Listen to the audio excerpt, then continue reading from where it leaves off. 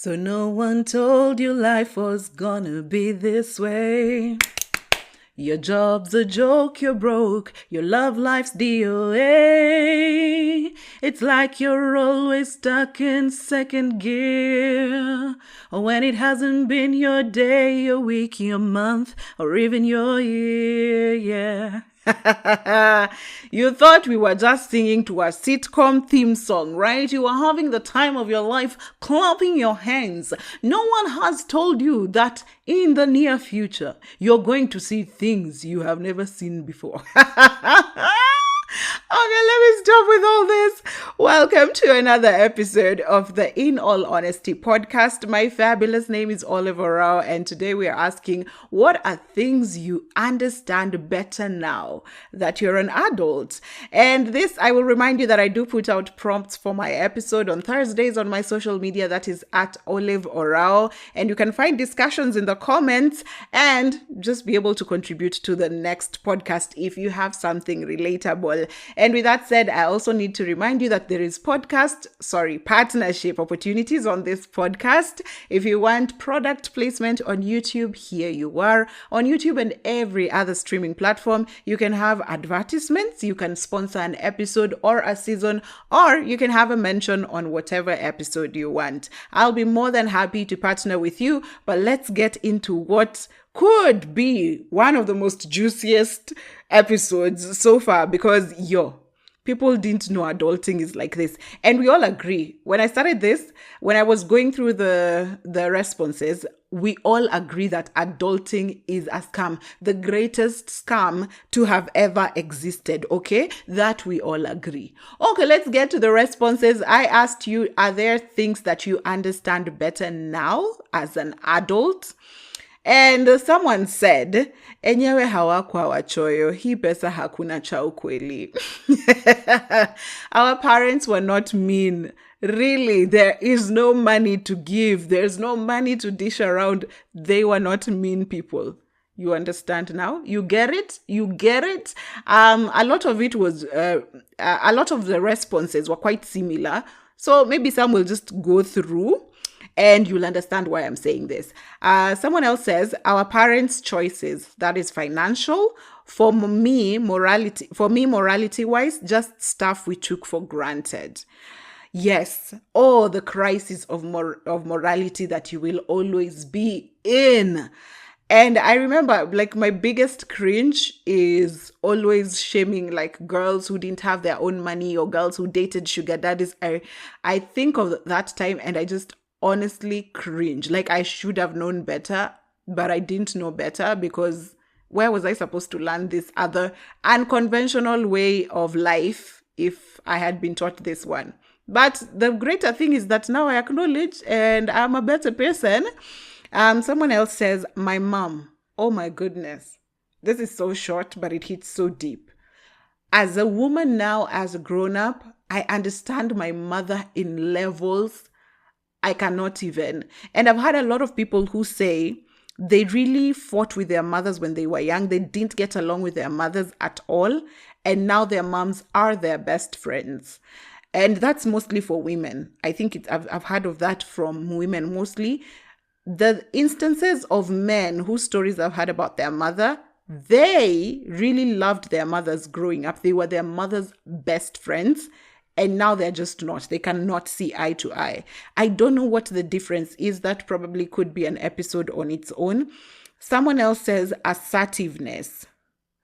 I don't know what you mean by this. I don't know what context we'd put to assertiveness, but I just related it to my own experiences. And I was like, growing up, I used to think my mom is embarrassing. She wouldn't be scared to ask for things and she wouldn't be scared to speak out her mind. And now I realize that the people who get the things that they want are people who speak out and people who ask questions without feeling embarrassed. So even the running joke that we have in Africa about our moms, you go and buy something worth 2,000 and they state, I have 200. Take it or leave it. They are, embarrassment is not their portion. Someone else says, I'm not living alone, but enyewe, the kuna food nyumbani is real. you're still living with your parents, I guess. You're not living alone, but there's food at home. There's food at home. And even the next one says that there's food at home. That's literally the only statement they sent in. There's literally food at home. You don't need to be out here buying potatoes when we can buy a whole sack of potatoes at the same price as buying ready-made potatoes at a restaurant. Go make it at home. Someone else says kukosa hata sigisti and you've been paid. Lol. Mbona yule aunt fulani ako single na ni mzee. So these are two things. You don't even have 60 shillings in your pocket, yet you've just been paid. And also that auntie who's been single their whole lives and now they're old, you do understand now. You get why. You really get why. I personally don't have relatives who are single.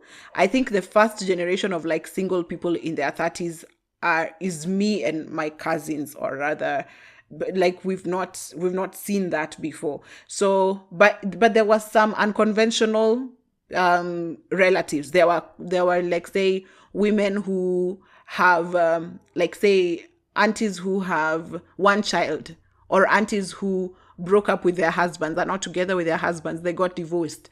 That's a whole other, that's like politics on its own. But this one, I understand. I really understand the women who just stayed single. The widows who did not rush to get married after their husbands died. It all just starts to make sense. And of course, not having money when you've just been paid. I mean, who does not relate, please? Can someone who does not relate to this tell me? Someone else says that being a child was so much better. Oh yeah, everything was being provided. But I feel like there's levels of childhood. If I were to go back to childhood, I'd want to go back to like the toddler, like below 3 years. When I was getting fed, I was sleeping, I was just having a good time. Childhood, after that, some responsibilities started coming on. I only go back to childhood unless I was really, really a toddler. But I get what you're saying. Everything else was provided for you. You really didn't have to go and look for everything yourself. You didn't have to go to look for everything yourself. Someone else says, the sina hata mia fris. You know how someone used to say, I don't even have 50 shillings on me. And you're like, 50 of all, like you don't have 50. Why would you lie like that? You don't have 50 at home. And now you realize, yes, not having a single shilling on you is quite possible. And I keep referring this to my experience of moving to the city. When I moved to the city, I was singing in this choir. I think it's a well-known Red Fourth Choir by Filatuju. I was part of that choir, and we used to have rehearsals in town. And the transport money, bus fare from my home to town, like that's just one way, was 30 shillings. And let me tell you, I couldn't get 30 shillings to go for practice. I could not sum up 10 shillings 3 times to take bus fare and go to choir practice. And that's just going. Coming back, I couldn't muster 60 shillings. So yeah, it does make sense. Right now, when someone says, I literally have no penny on me, it's true. They could possibly not have a single shilling on them. Someone says, I should be kind, but I owe no one anything. But I owe no one nothing. Yes, extend kindness, extend grace, extend empathy, but none of these are obligations. None of these things are anyone else's right. I will come to you. I'll be warm. I'll be nice. Just as I am, I'm expected to be human, and that's what we extend to other humans. But outside, I don't owe it to you. I think that's a very strong lesson. And no one owes you anything as well. Like, you can't be out here wondering why haven't people come through for you. No one owes you anything as well. Someone else says, saving is very important. Yes, I guess as an adult now you get it. But I think there's that like levels to it. I was very good at saving. I've always been very good with money from the time I was a child. But right now, the latest lesson I learned from Ivy Africa, formerly, what was her name? Just Ivy. Yeah, formerly Just Ivy, now Ivy Africa. She said, don't save blindly, save towards a goal. And I realized it was very possible. When I was saving towards my car, everything was geared towards, every penny I calculated was geared towards this thing that I'm going to buy. And I realized it's the same thing with everything in my house. When I knew in June I'm supposed to buy a 6-seater couch and it costs 35 shillings, everything leading to that month in June, every single penny that went through my bank account, went through my M-Pesa, was geared towards buying that thing. So it is very, very key to have a goal you're saving towards. Never save blindly, because otherwise, if something came up, you can easily take that money and use it for something else. And it might not even be something that that was an emergency. You might end up just squandering it. So yeah, that's a lesson I've learned as an adult, but saving is very, very important. Whether for emergency, whether for a rainy day, just save. Save, please. Have a goal as well. Someone else says, I should have stayed a baby. Adulting is the ghetto. Oh yeah, you agree with the person before. We all should have stayed kids. When they told you, eat so that you can be big, you shouldn't have trusted them. You shouldn't have trusted people who tell you to go pick a shoe, they're waiting for you, and then you come back and you find them gone. Should we have trusted them? Someone else says, you can't think you have it all together. You can think you have it all together, but at the same time, you don't. Adulting is a scam. We all agree adulting is a scam. That's probably the name of this episode. Adulting is seriously a scam. You think you have it all together? No, you don't. Our parents thought they had it all together. Wait until we grew and you realized all your children have some sort of mental disorder due to some traumas. You will never have it all figured out. But here's the thing. Make sure you appreciate the milestones. Make sure you take time to just be, to give yourself grace, extend yourself grace, pat yourself on the back for the good ones. Do not kill yourself or beat up yourself too hard for the bad ones. Always remember gratitude. Always remember gratitude. There are times you will think you have it all. Always remember gratitude, and don't be soaked up in the moment of wanting something to go so well that you forget to celebrate the actual good ones that you have right now. You know how things could be going really well. You've gotten a good job. People at home are happy. You are healthy. And you just keep thinking, I'm in such a good place and I'm from such a bad place, and that place might recur. And so you work so hard, like you're stressed throughout. You don't even have time to enjoy this very moment you're in where everything is working out. You're just constantly worried and anxious about what is yet to come, and it might not be positive. So be very keen to celebrate your wins in this moment, even as you regret a few decisions here and you think about the future. Someone else says, everyone is just human, regardless of age, title, status, and relationship. That is true. And I think this has to be, we have to keep reminding people this, and you'll be reminded of this a lot when you're interacting with celebrities. Sometimes people feel like celebrities owe them a certain level of invasion of privacy.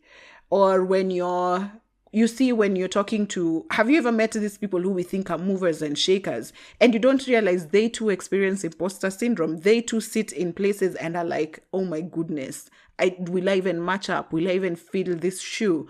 Everyone is human. Before we are anything, before you're a mother, before you are a father, before you are a teacher, before you're anything else, you're first human. And this is something that will really help you interacting with humans in the future, so that also you don't glorify people to the point that they can manipulate you, and you also don't look down upon people. It's a very good equalizer.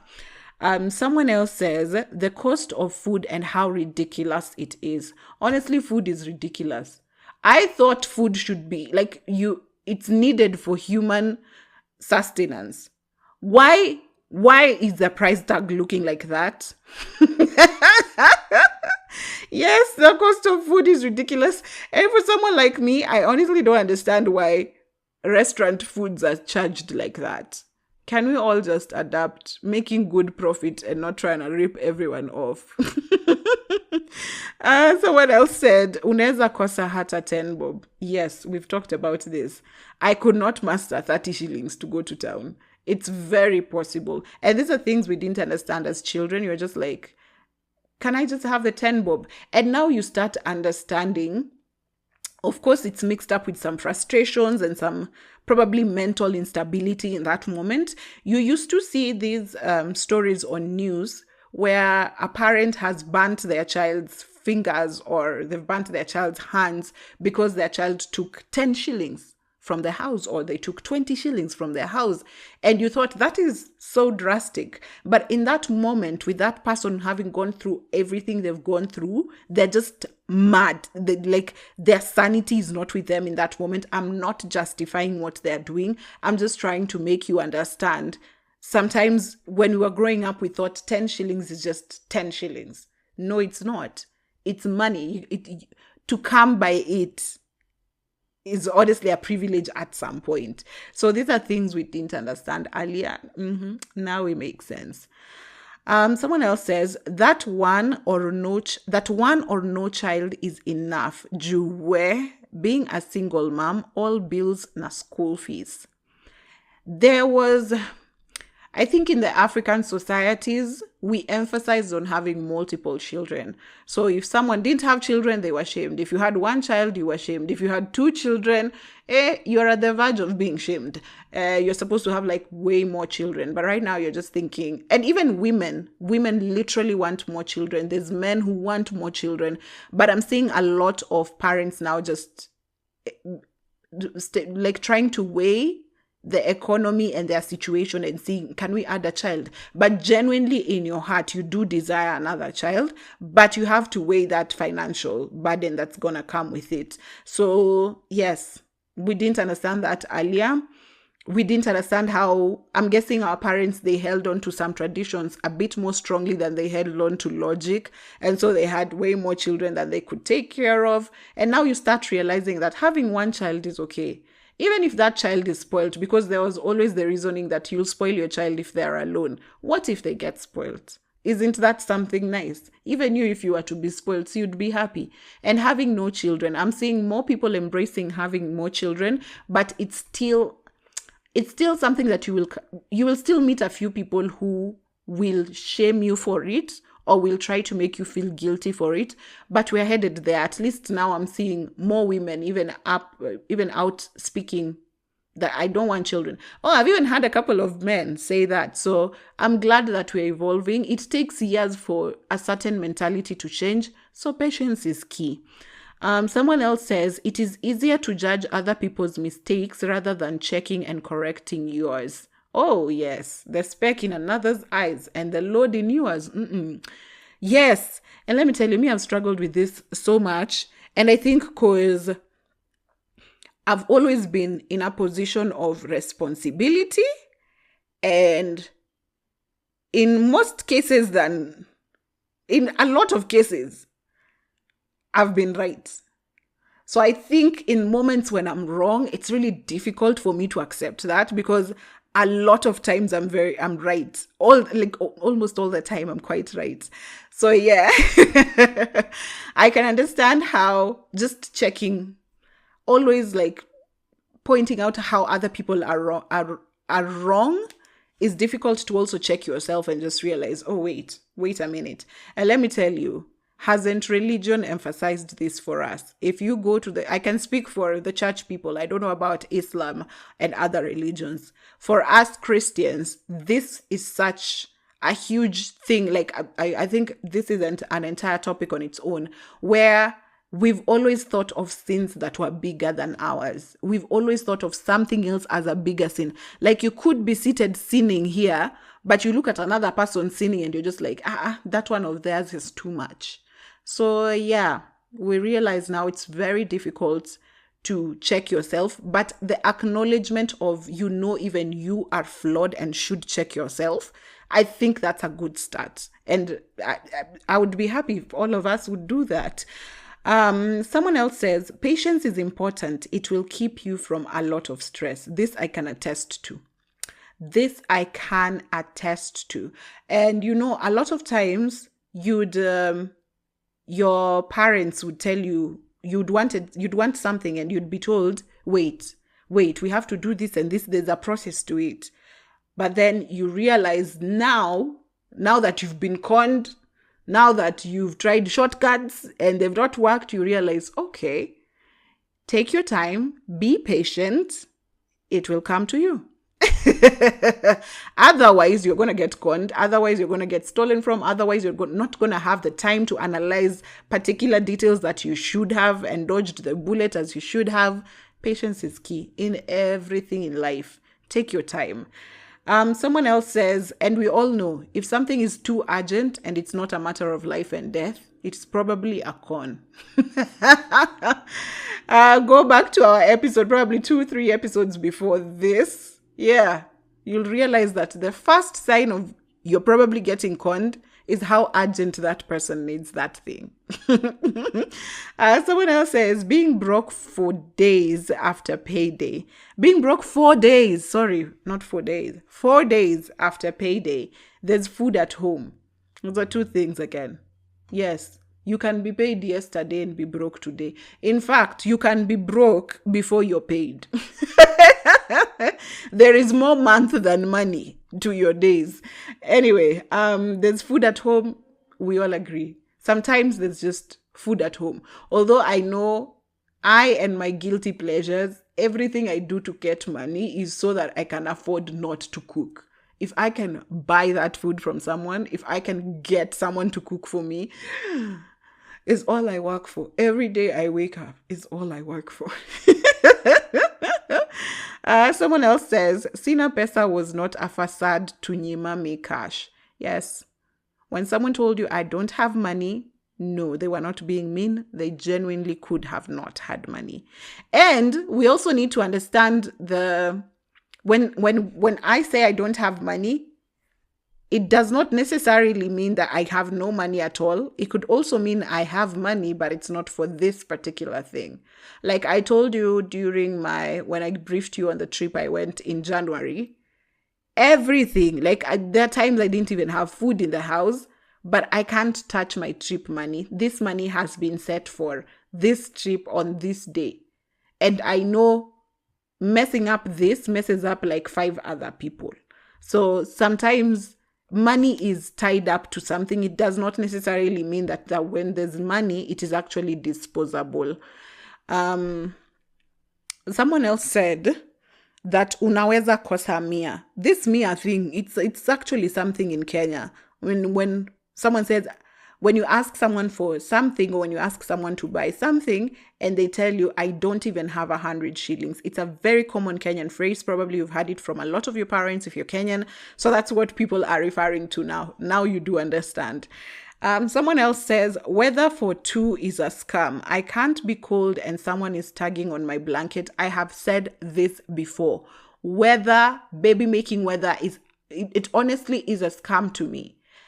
When it rains, I feel very cozy and comfortable in my home and I just want to get blankets and beverages, and probably if I could get a place that I could light up a fire and eat warm food and just chill and listen to good instrumental music and read a book. Let me tell you, that's the vibe I'm going for in this weather. But to think that, first of all, I want to strip my clothes. It's cold. So I want to strip at the same time, be covered by my blanket. And then I'm going to sleep and I feel someone is tugging me on this other side and I can feel a whiff of cold air from a particular place on my body. I'm just like, no. Can we just have reserve sex for summer? No, I agree with you. It is really the biggest scam of all time. But for other people, they actually do. Like, they actually get heat from other people. Not me. Just leave me the hell alone. Yeah. Someone else says that you can have money and really not have money. That's the thing. I said you could be broke before you get paid. You're supposed to get paid on the 28th. By the 5th of that entire money is budgeted for. You're actually looking for extra money before this money is paid out. So yeah, it's quite possible. Getting a salary doesn't mean you have money. Salary is especially the worst. Because salary tricks your brain into thinking you have consistent money. But in real sense, you're planning with money that you don't have because you work first before you get paid, right?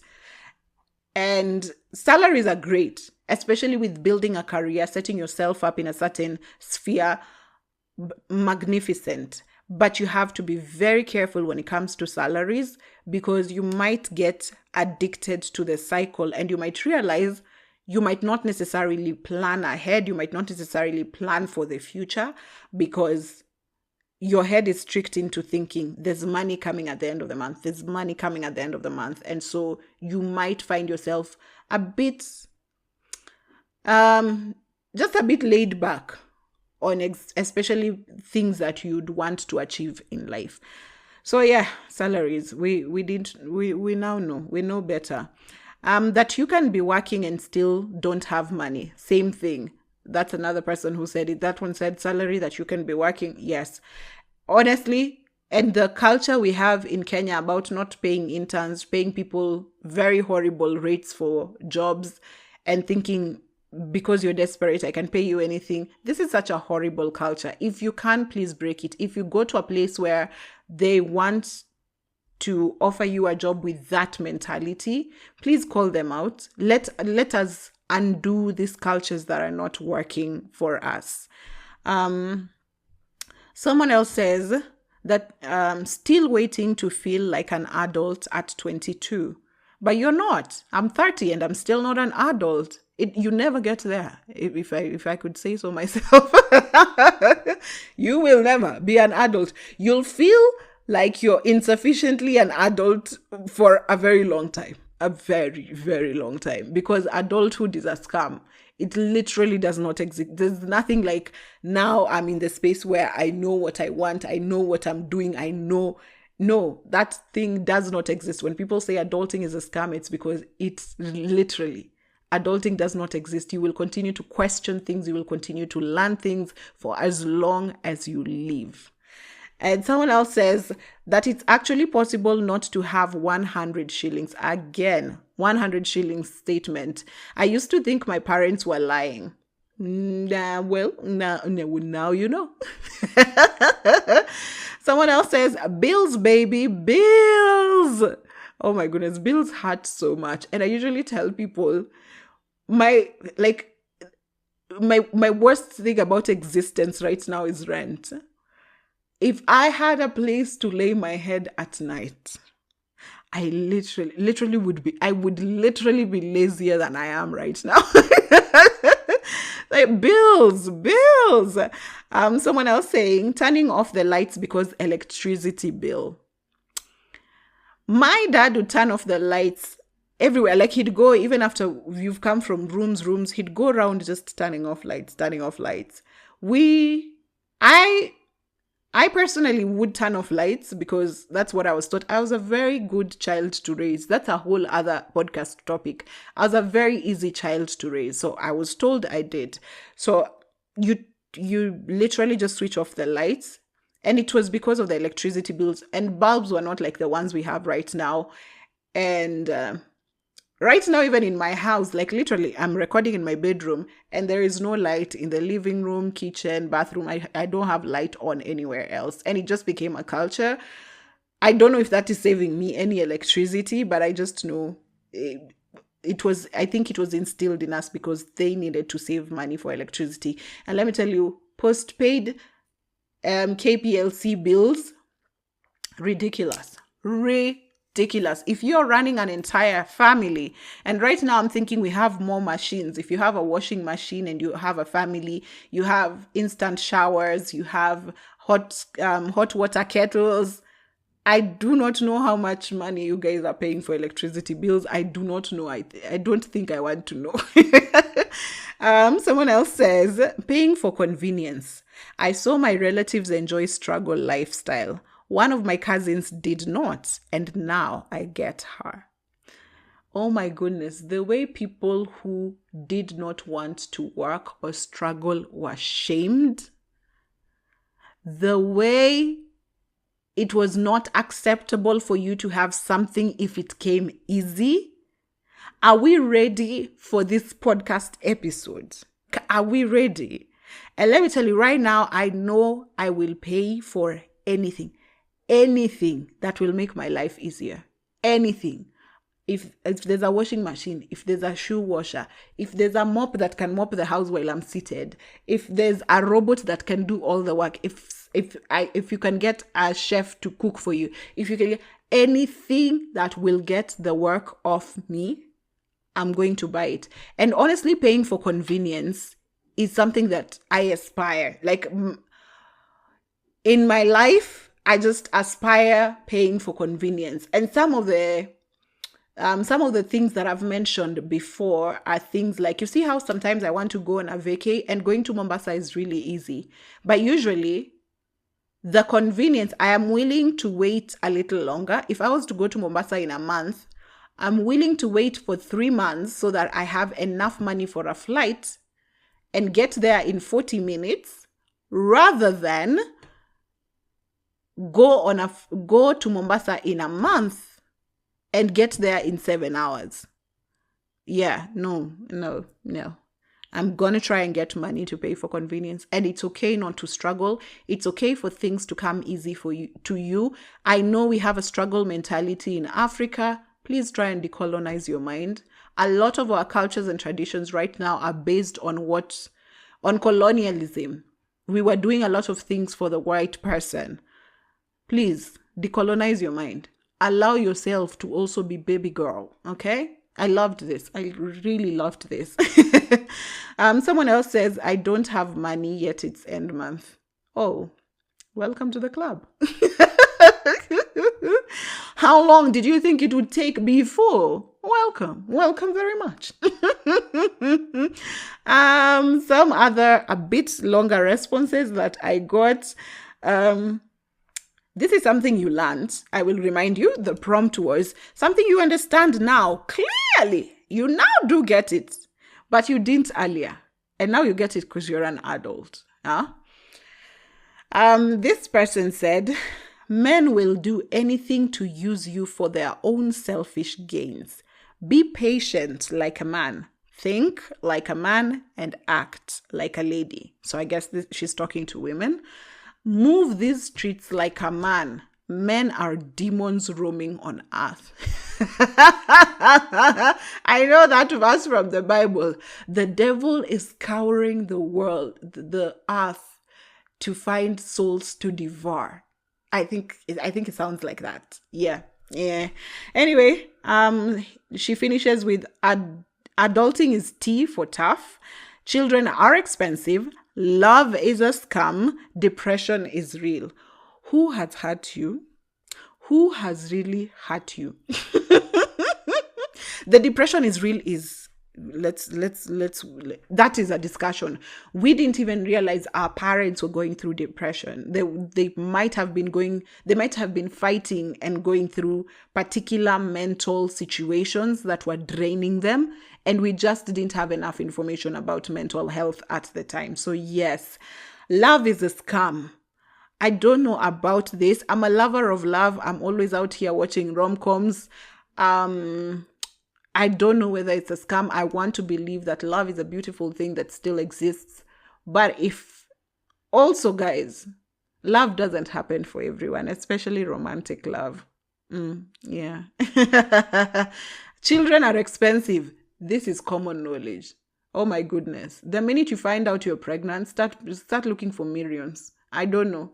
Go laundromat or something. Children don't come with their own plates. Tell Sauti Soul to stop lying. Adulting is tough. Yes, men will do anything to use you for their own selfish gains. Am I willing to get into this, or am I willing to wait until I host a panel of ladies who can talk about this and then host a panel of men? Who can then tell us what they think? Someone else says, those old unmarried aunties and uncles I saw when I was a child and thought they were odd were perfectly okay. So those old unmarried aunties and uncles I saw when I was a child and thought they were odd were perfectly okay. I am them now. Old and unmarried, and as an adult, I know it is life. It happens. So then again, this comes up. There were people who we saw and we used to think, okay, not in my family, but we used to think we'd see a girl who's like in her 30s and we're just like, hey, why isn't she married? What has she done? And there was even this, there's this belief that went around that's not an easy girl. That's not a woman who can keep a man. Like gosh, the things we believed. We are grateful for redemption. But yes, the uncles and aunties that were single, they're the ones who cracked the code. They knew. Someone else says, future Mama Olive here. Hi. It's so hard maintaining relationships and surviving at the same time. Who would have known that it takes a lot of emotional energy and time to just focus on love? And the aftermath too. More energy used to survive the heartbreaks. Shukisha, please. Yes. When people are painting the picture of love or the picture of marriage, people don't paint the hard parts of it. It's only now that people are starting to speak openly and telling you it's not easy. And I keep telling people relationships romantic relationships are even harder for me because it takes work. And I am lazy. And anything that demands my energy is something that will get second priority in my life. It takes a lot of energy to just maintain a relationship, any sort of relationship, whether it's with your family, your friends, romantic. And then the amount of energy, she says, goes into things like heartbreak. The time it takes for you to just heal, the energy, it's so much. But we didn't realize this, especially someone like me who grew up in a family where I saw my mom and my dad have been together for 40 years and they're like the best couple ever. And me, I just thought when I grow up, I'll get someone like my dad and we'll live happily ever after because love is a beautiful thing.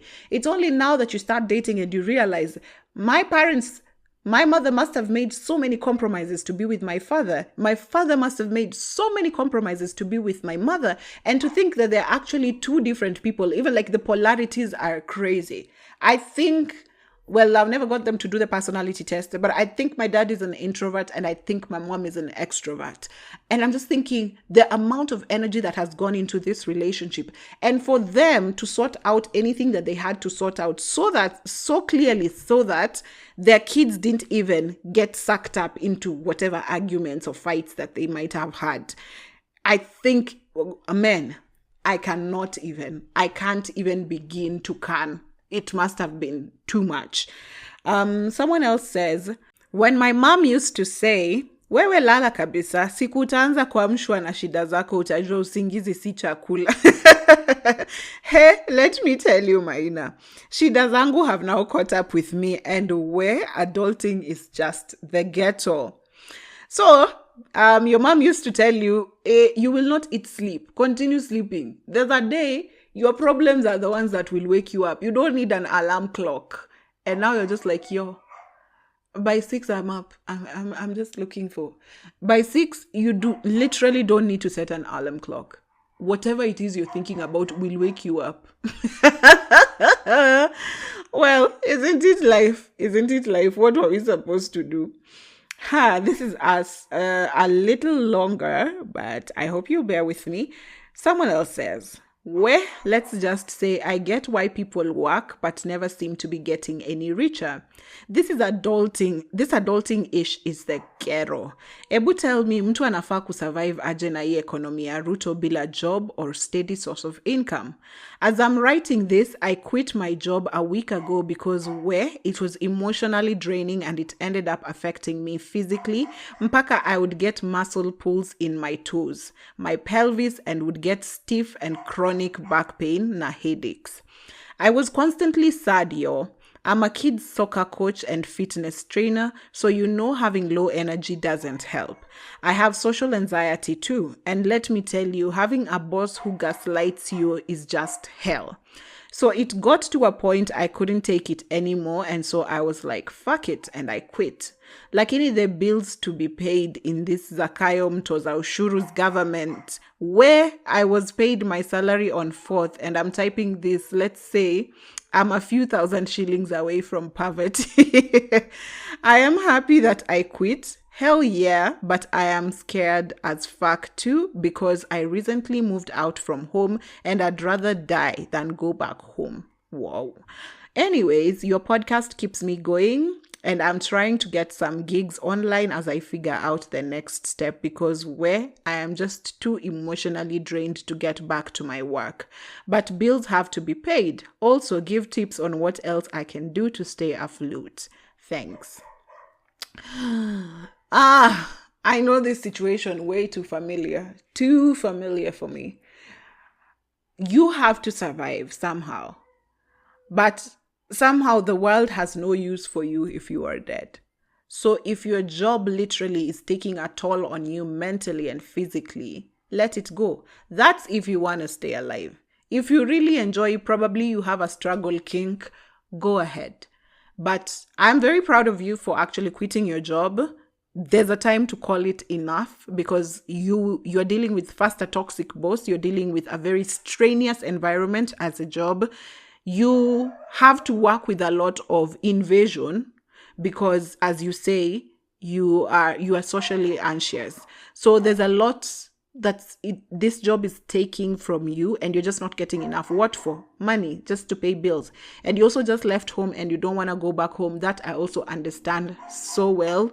The peace that you have when you have your own place, sometimes it's really worth just working hard to keep it.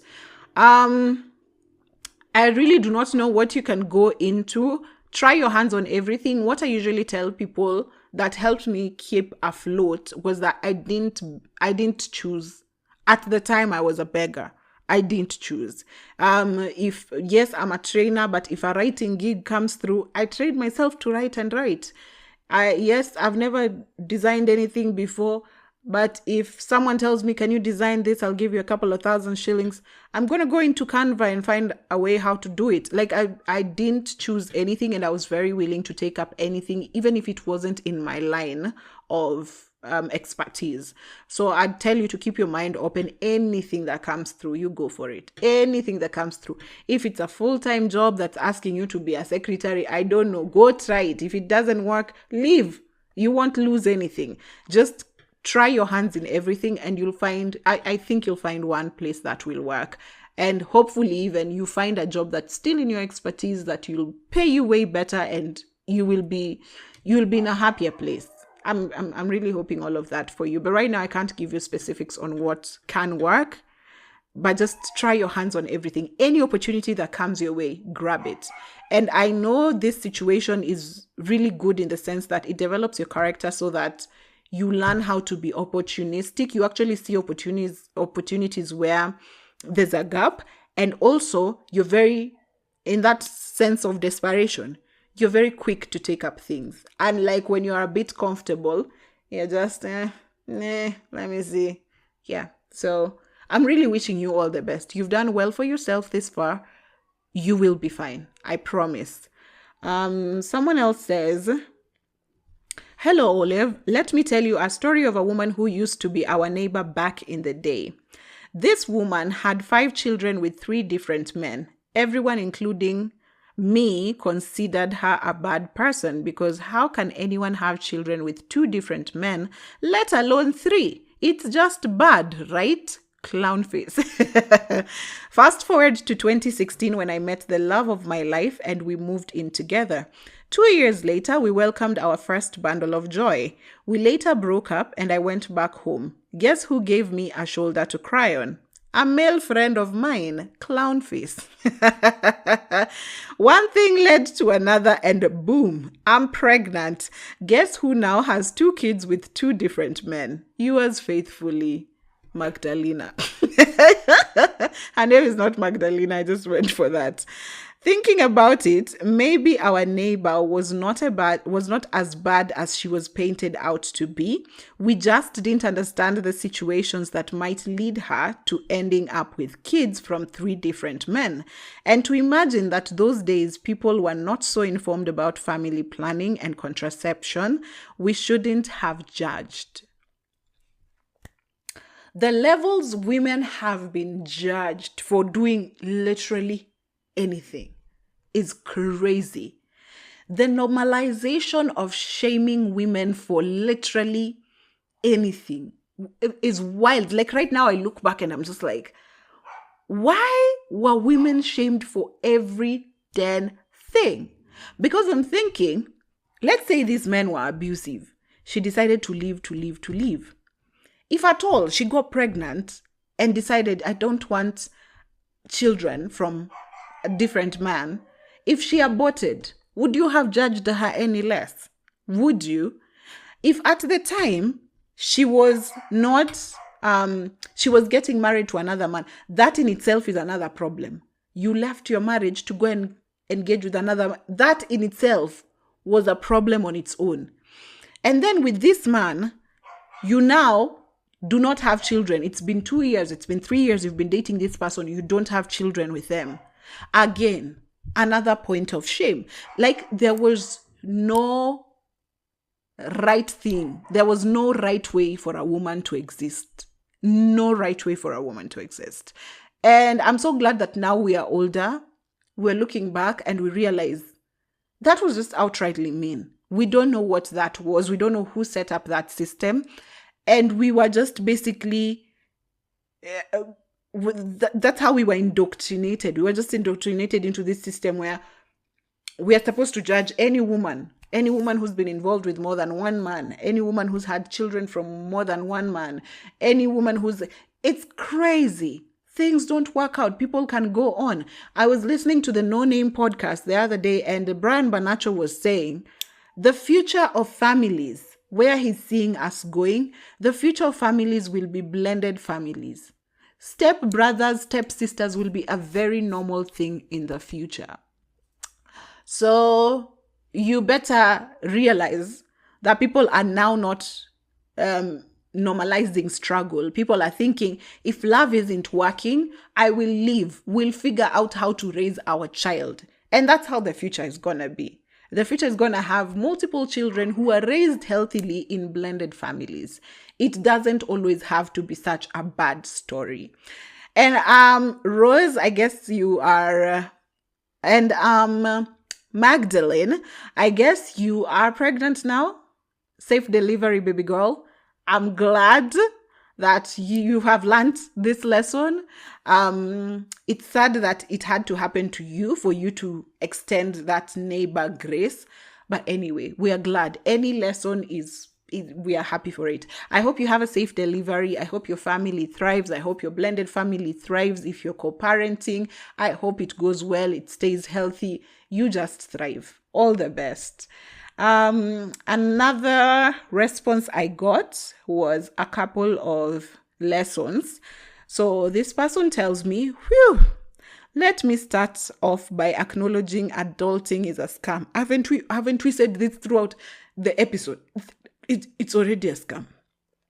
I just know God and his angels be laughing at people making plans on what to achieve by 25. Don't even remind me. I'll be triggered and I will cry. Anyway, here is my list. Number 1, you can go to work every day and always be broke. Aki, I'm sorry, Mom, for questioning you when I was a child. Now I understand how just existing is expensive. Living hand to mouth is so real, especially if you are earning peanuts, have debt, and many responsibilities. You know, you don't even need to be earning peanuts. Honestly, we are living hand to mouth even for people who'd be considered middle class upper. You could be earning a good 100,000 shillings. You could be earning a good 250,000 Kenyan shillings, but somehow you're still living hand to mouth. The systems are crazy. The systems are crazy. And number 2, you say, ooh, Those good grades in high school and primary school don't mean shit out here. Imagine being the smartest kid doesn't guarantee success. Those kids who know how to express themselves and are street smart go further in life than bookworms who got straight A's. Also, just ban those drama and festival certificate. Okay. Number 2. Ooh-wee. Those good grades in high school and primary school don't mean shit out here. Imagine being the smartest kid doesn't guarantee success. Those kids who know how to express themselves and are street smart go further in life than bookworms who scored straight A's. Also, just ban those drama and music festival certificates. Lol, they won't make you stand out anyway. Oh my goodness. May teachers be forgiven for telling us you'll go somewhere and tell them you're a prefect and that will give you a better fighting chance at a job. Surely. Drama, music won't help. Straight A's in school, it will help if you're going into particular careers. But if you're just trying to survive, gosh, I don't know if you'll make it in the streets. And also there's something else you mentioned. Children who know how to express themselves, those were the ones who went farthest. And I can't stress enough for parents who are raising their kids right now, I think that's what I'm most proud of, that they're letting their kids express themselves. If your kids can speak confidently, they can be able to speak for themselves in spaces where they can be heard. So I think the idea of just raising very confident kids is honestly amazing to me. Someone else said, sorry. This is lesson number 3 for her. Religion was used to manipulate us as children into behaving a certain way.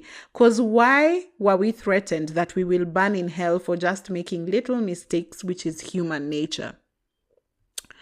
Honestly, me and religion is a whole fight. It's literally a whole fight. But now we know better.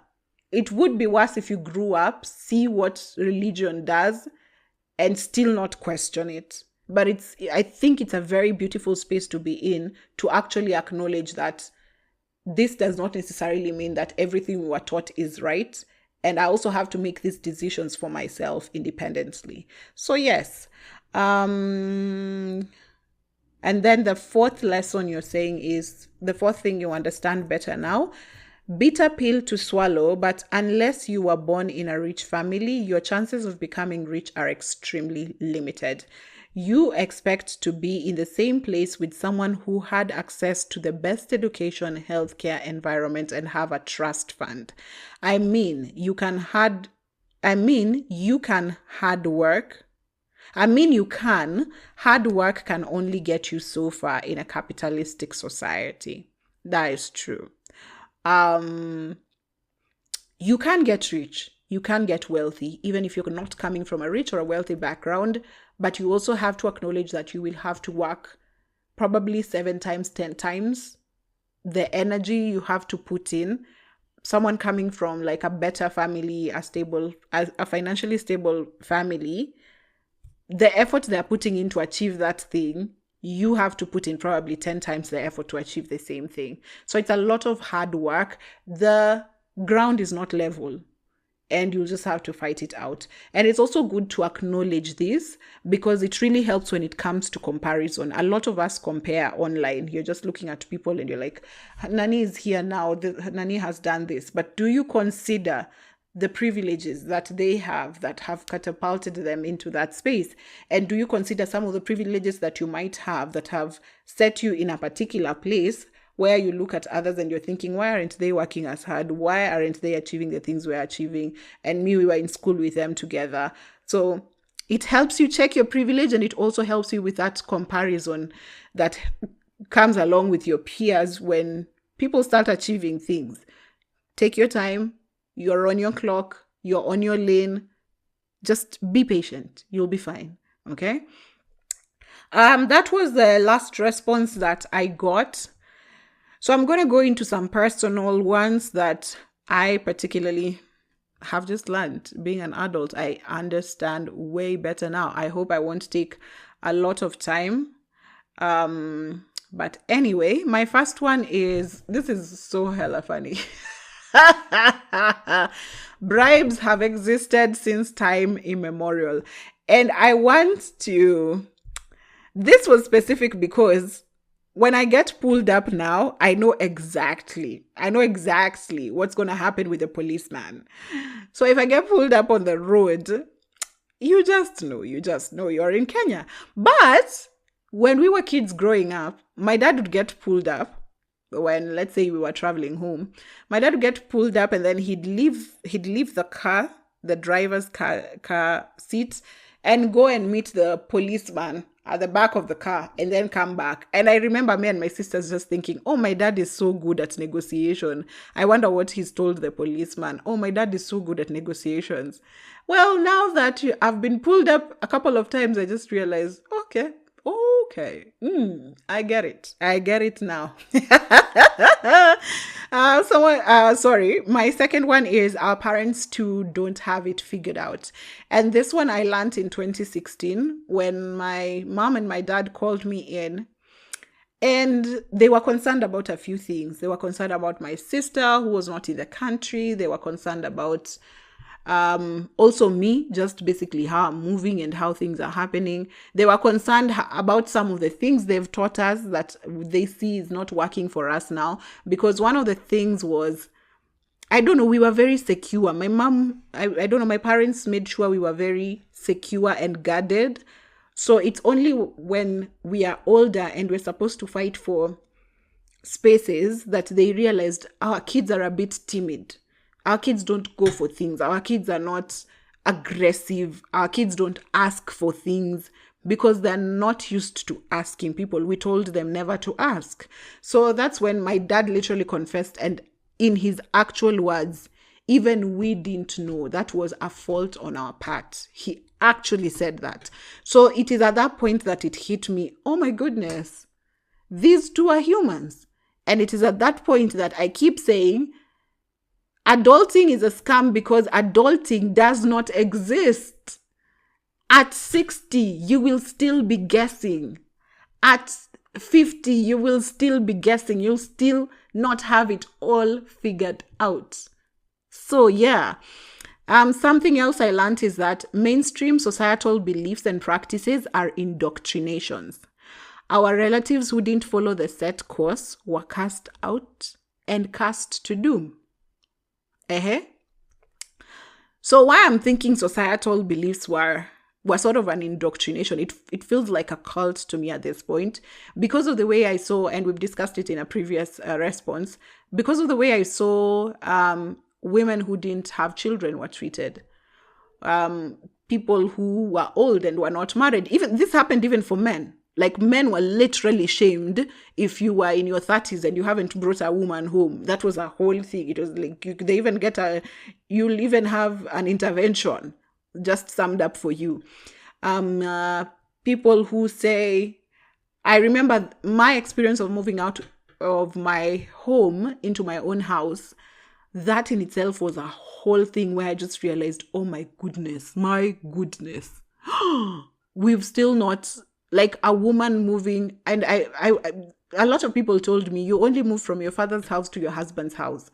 Moving into your own house means you want to usher a shower, or a man wants to, or rather, I don't know, you're hiding a married man. There were crazy things that surrounded a woman being independent. So these are things you saw people getting shamed for, and you also participated in it. As a child, you were also like, Auntie Nani doesn't have Nini, a husband. It's because she can't keep a man. And you're out there, you're really believing in this shit.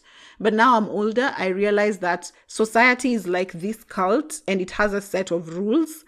And if you don't follow those rules, even if the path you're following is still healthy for you, if you do not follow these rules, society just feels really hurt and really mad at you, because society is this manipulative, narcissistic character.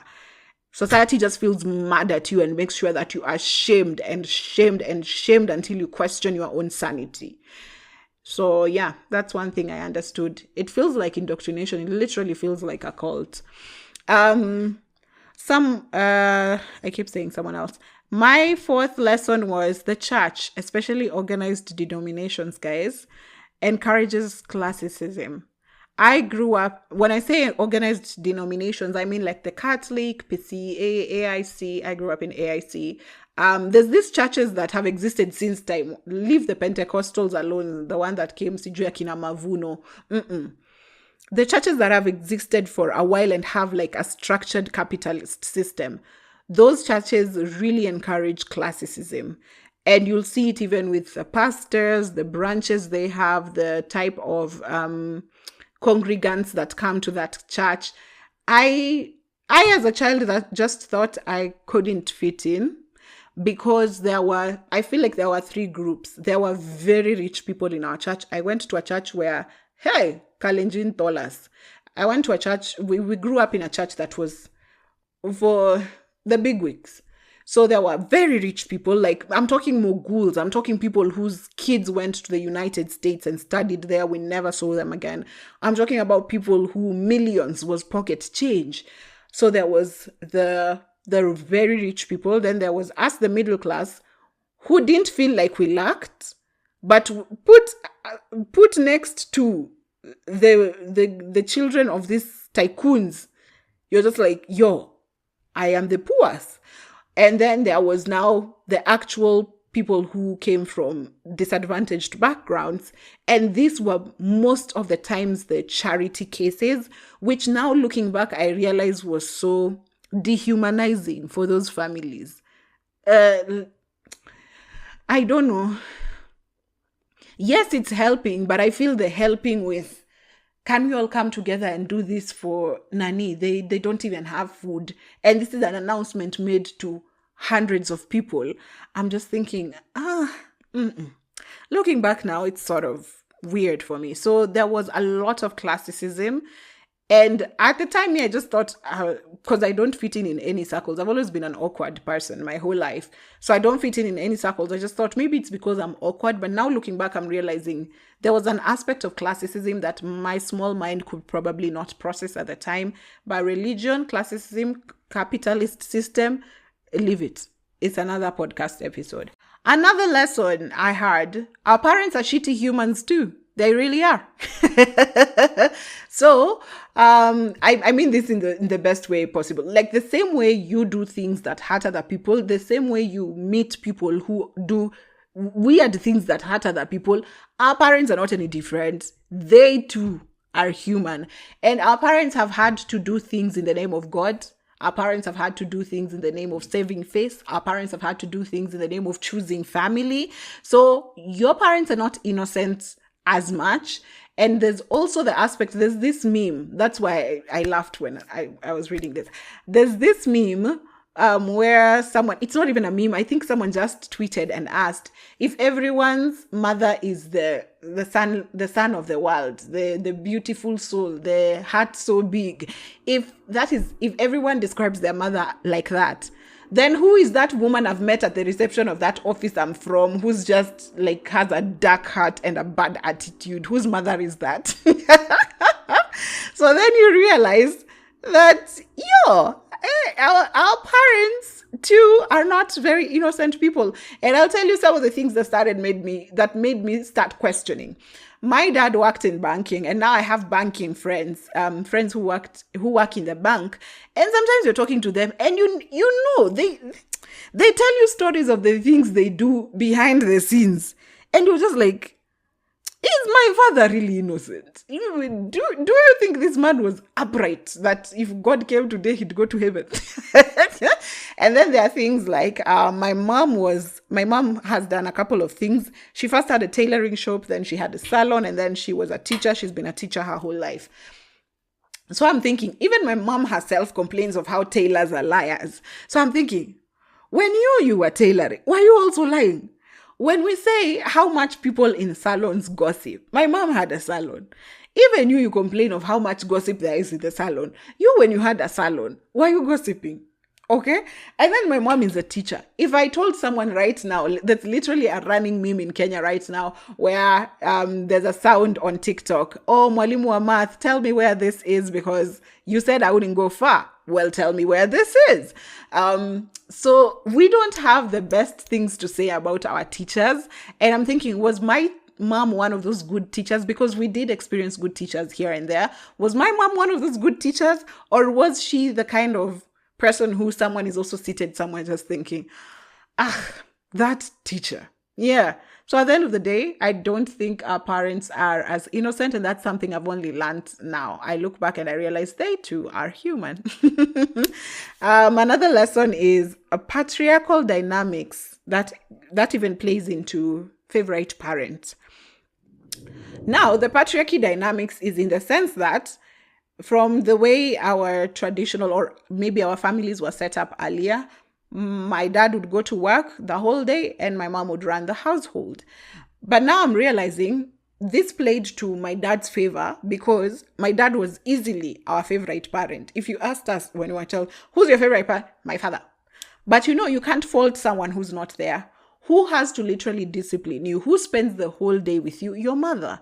And we realized how this was such an unfair ground for, say, my mother, because she had to do the actual discipline. She had to do the actual looking after. She had to do the actual running after, How does that compare to the person who you meet in the morning, they wash you, and they wash you nicely, you're happy, and then you meet them in the evening when they've come back with chocolate or queen cake, and then you meet them over the weekend when they take you somewhere to have a good time? How does that compare to this person who goes to school, looks at your grades, you've behaved badly, they need to punish you? Like, there's so much the primary parent is dealing with, and it just shifts the blame from one parent to another parent. Although right now I see a lot of balance, a lot of people are trying to balance it out, but I'm just wishing them the best. I'm not saying it's a wrong method. I'm just saying now I understand better. Looking back, I realize, okay, my mother had a lot to handle, and it might also explain some of the times when she lashed out. Because I'm thinking, even when I put out this prompt, I was saying, my mother has worn so many hats. And sometimes I'm thinking, at that point when she was lashing out, in those moments when she was lashing out, can you imagine me? I have a bad day when one colleague does something bad to me. But imagine this is a woman who probably... she went to school. The boss was shitty to her that day. She's a teacher. The students, the exams results are back.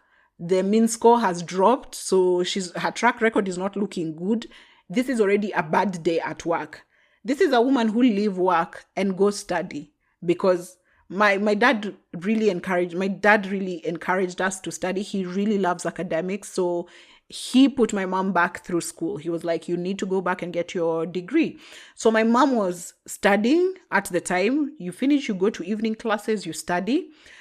At this point, when you're a teacher and you're a student, you're also probably trying to get home and figure out how will the kids eat tonight? What is not there? What should I come with? At this point, you find the house help is also doing their own thing. You get home at night, one child has not showered, another one is running outside without a sweater. The medical bill, you don't even want to think about it. I'm just thinking, if she was going through all this, I would literally understand in moments when she'd snap. But at the time, you didn't understand it as a child. You were just like, why is my mom so mean?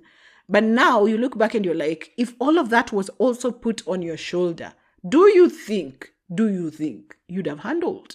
Yeah, so I think that has brought a lot of light to me.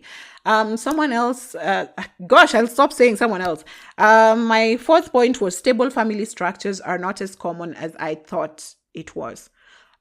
When I say stable family structures, when I moved to Nairobi and started making friends, that's the first time in my life, at the age of probably 23, that's the first time in my life I started hearing of, quite often, stepsister, half brother.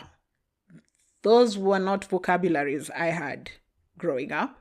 Maybe it's because of where I grew up. Probably the family structure was very, what is it called? One person, one woman, one man, maybe.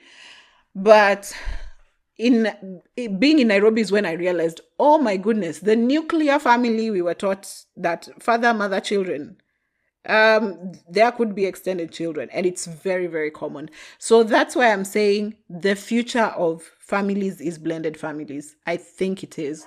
But it was just very new to me. I had never thought about it. I've always thought family is mother, father, children.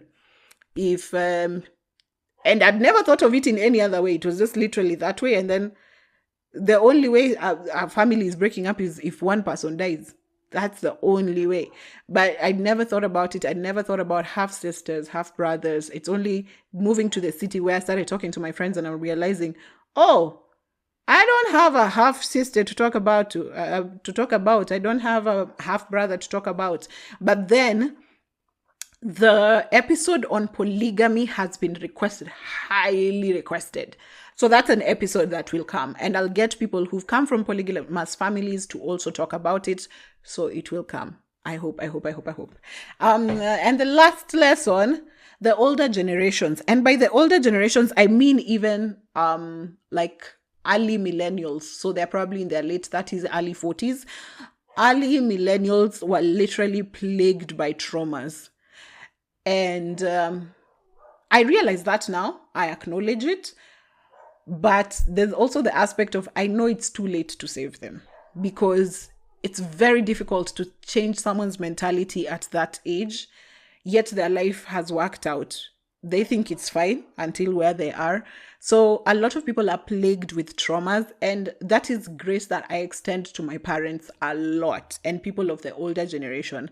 I literally, if I see them do something or if I see them reason in a certain way, I find myself holding back and just thinking, I understand where this is coming from. This is someone who dealt with colonialists. This is someone who was probably raised in a very, I don't know, it was not a very stable environment for them.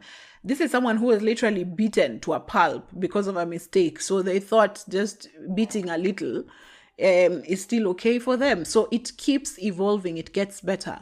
Where I think I have a problem with the older generations is that they refuse to acknowledge. They refuse to acknowledge this empathy, this perspective of empathy. I know what you did. I know what I did was wrong. No, I know what I did was because of this and that. But you refuse to acknowledge that what you did hurt me in some way. I'm just telling you, I don't need an apology. I don't need anything. I'm just telling you what you did hurt me. That's all you need to acknowledge. You need to acknowledge that what I did harmed you in a certain way. It wasn't my intention. I'm not saying that I intended to hurt you. I'm just saying acknowledge that it hurt the person you did it to. So that is something I think the older generations are really struggling with. A lot of times you'll be told, I think for me, the best example I can use is I usually tell my family that I find it very difficult to be around people because of how guarded and how much responsibility I was given as a child. And so right now I struggle with having people in my space, sharing things with people, like making friends, romantic relationships. I struggle with all these things because of the way I was given so much responsibility. But instead of telling me, instead of acknowledging and saying, oh, I understand how your way of life was affected by the way you were brought up. Okay, I get it now. Instead of that, you want to counter-argue that with, but you see, it made a good woman of you. You see, you are now a clean woman. You see, you're now a responsible girl. Yes, every coin has two sides. Every single coin has two sides. Whatever you think is good came with some bad. Whatever you think is bad came with some good. I'm just telling you, acknowledge the other side. No one is telling you to deny that a coin has two sides. No.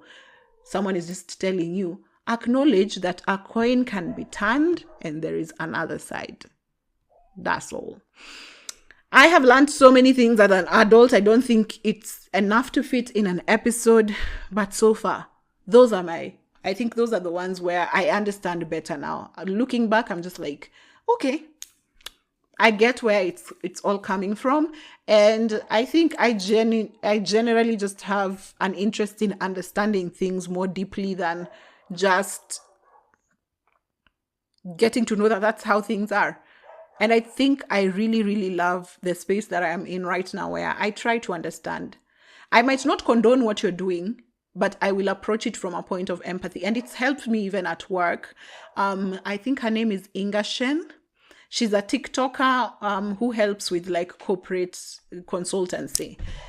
And she said something. When you start understanding your people at work from their point of trauma, it's easier for you not to internalize their fault.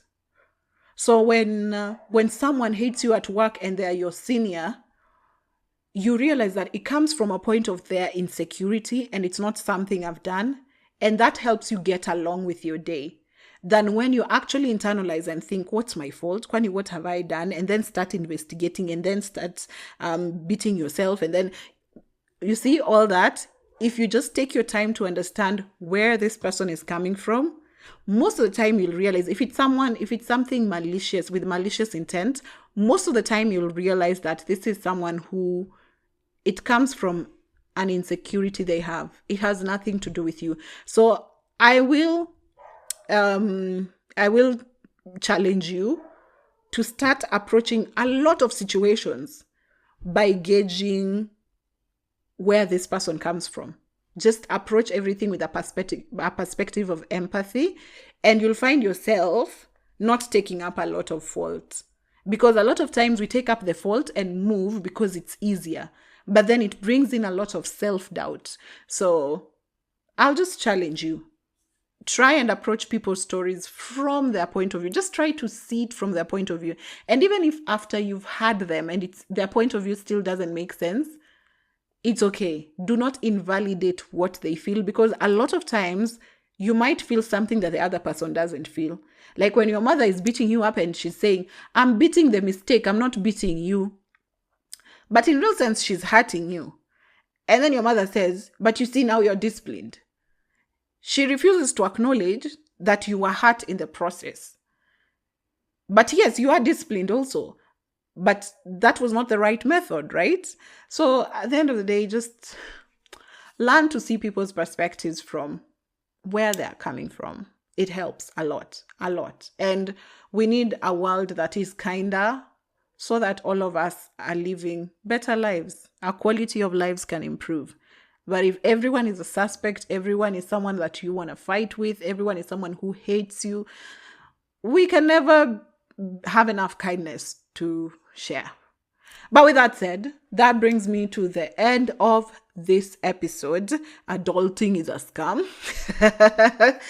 And until next week, please check out my Instagram, TikTok, Facebook, and YouTube now, YouTube Shorts. I will be posting our prompt for the next week, and then you can contribute. And let's keep talking. But stay safe. Nairobians, keep warm. If you do not want children, keep warm by yourself. And until next week, when we'll be talking again, bye.